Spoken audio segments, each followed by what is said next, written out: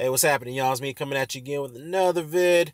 I was scrolling through Boxing Scene and I came across an interesting article written by Terrence Dooley. Shout out to Boxing Scene, by the way.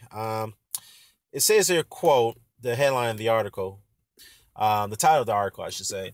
It says here, Hearn admits to making Joshua Martin was a difficult decision. And I'm going to grab a couple quotes here and I'm going to add my 2 cents to this. It says here to quote, and this is Hearn speaking with caution to David Anderson of the Daily Mirror. It says here it comes 2 or 3 fights too early, and we didn't expect to fight for the world title now, but this is the situation, he revealed. Quote, we probably would not have looked to fight a 6'5" awkward southpaw like him, meaning Charles Martin, so it is a risk. It was a difficult decision, and I just said to Anthony's people, make your decision on can you beat Charles Martin. If you think you can beat him, then you have to take this fight. And Joshua was like was in like that.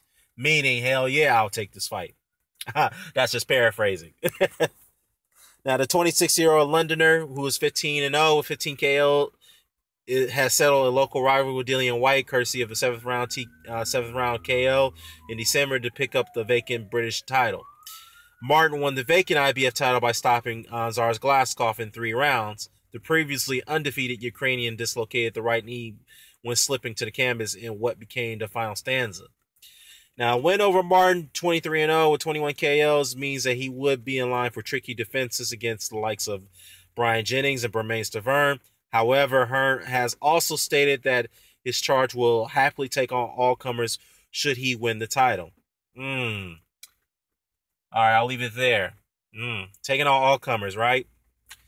Well, I gotta say one thing, and I have to say this. The heavyweight division is on and popping right now, okay?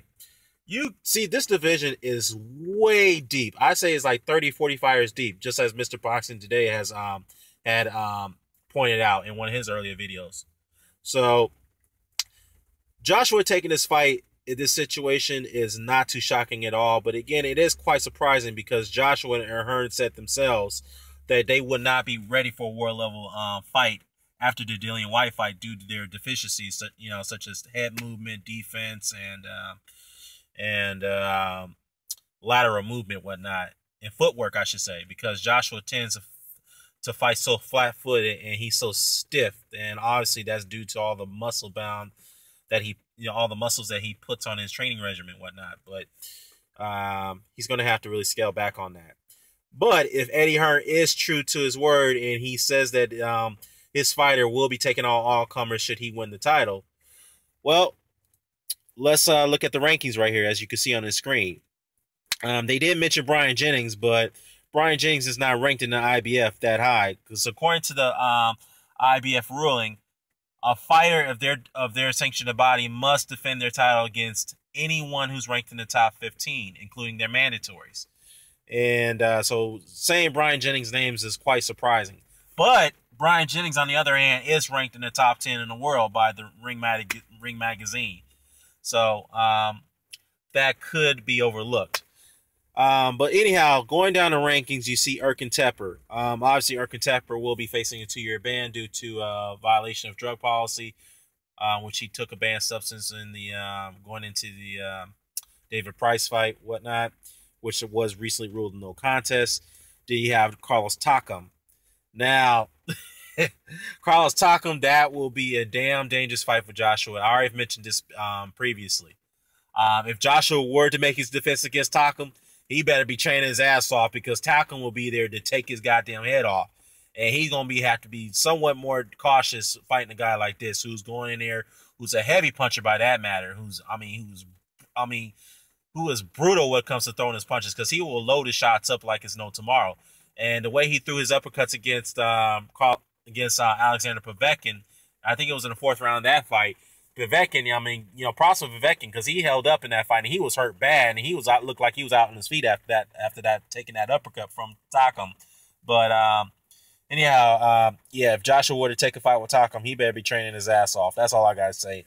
Joseph Parker. Now, Joseph Parker did recently state that he would want the winner of the Martin and Joshua fight because recently there's been bickering on Anthony Joshua supposedly not or his team was not interested in fighting Joseph Parker. So, yeah, there's been a little bit of words between the two. That would definitely be a damn good fight because Joseph Parker definitely is going to have to really step out of New Zealand now and start taking on all comers in their backyard. So it's time for Parker to step up. So as Glaskov, well, we all know he's injured, so he'll be out for almost more than a year. Steve Cunningham, now he did rule the fact that he might go back down to cruiserweight, but I'm not sure if he's really serious about that because obviously he's still ranked here. So that could be a possibility.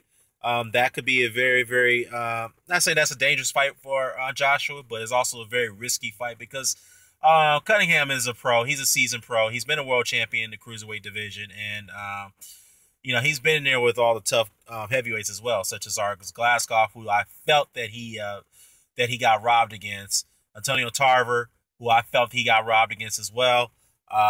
Tyson Fury, credit to Cunningham. He's the only guy that knocked down Fury, but he eventually got stopped by Fury in the fight. Gave Fury all he can handle, whatnot. So that'd be a very risky fight for Joshua. Andy Ruiz, undefeated, but Andy Ruiz has recently had a series of his fights being canceled, and we don't know what's going on with that situation. If you ask me, I think he's having a lot of weight issues. So if him and Joshua were to fight, I would have to give Joshua the edge there against Andy Ruiz. Bermain Stavern, still a viable fighter, but very slow on his feet, counter puncher. So if anything, if that fight would be made, I would give the edge to Joshua, just a slight edge. So Kubrat Pulev, man, tough fight for Joshua. Definitely Pulev is a very, very skillful fighter, very good boxer, has a piston quick jab. I mean, that jab just comes out of nowhere. So the only way he could beat Pulev is just to don't keep him in the center of the ring, keep pressuring on him, just like how Klitschko did. Well, Klitschko didn't really pressure Pulev. He used his distance against him. So you have to use your distance against Pulev and, get him out of there. Robert Helenius, not been impressed by Helenius, to be honest with you. I know he's got a fight coming up against Johan Duapas for the WBC silver title. And obviously the winner of that fight becomes a mandatory challenger to to Deontay Wilder, if Wilder somehow holds on to his title against Alexander Povetkin. So we'll see what the outcome of that situation goes. Derek Chisora. Now, we recently know that Chisora did turn out a fight against Joshua recently, so I don't see that fight ever happening anytime soon. Alexander Ustinov, we all know that he has a mandatory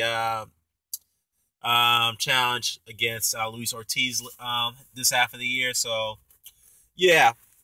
So if you break it down, it's Carlos Takam, Joseph Parker, Steve Cunningham, and Bermain Stavern and Kubrat Pulev.